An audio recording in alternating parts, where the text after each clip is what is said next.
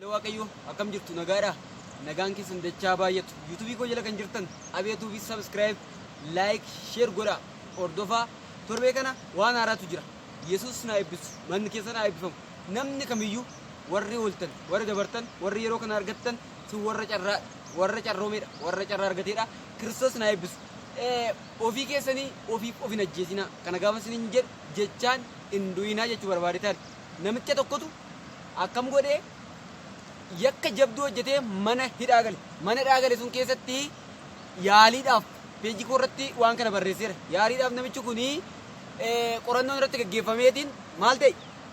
Namtichi qorannoon irratti gaggeeffamee akka inni duudha. Maaliif mana murtii irratti murtaa'eera waan ta'eef duutu irratti murtaa'e.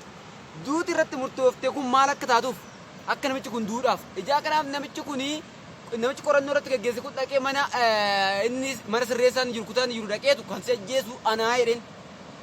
Gaafa dhaquu namtichi sammuu isaa keessatti akka duubareera itti murtaa'eera ijaa ta'ee fi ergaa galee booda namtichi anas si ajjeese jedheenii bishaan marfeetti fuudheetiin kanuma si ajjeesaa daqiiqaa tokko keessatti duuta jedheenitu hin du'e hin waraane. Isaan booda kan inni waraaname laa yaadadhaa bishaanidha. Garuu hin duuta yaa jedhamee sammuu isaa keessa hin duuta kan jedhu jira waan ta'eef namtichi hin du'e. Maarsin jechuun barbaade jechaan hin du'in, haasaan hin du'in, ofii kee of hin ajjeesin, murteessii jiraadhu, Kiristoos si jiraachisa. Bara kee nagaan jireenya argatu. Si eebbiseera eebbifame. Maqaa gooftaatiin nagaan naaf tura. Subscribe, share godhaa. Kiristoos na eebbisu. Nagaan tura. Shalom.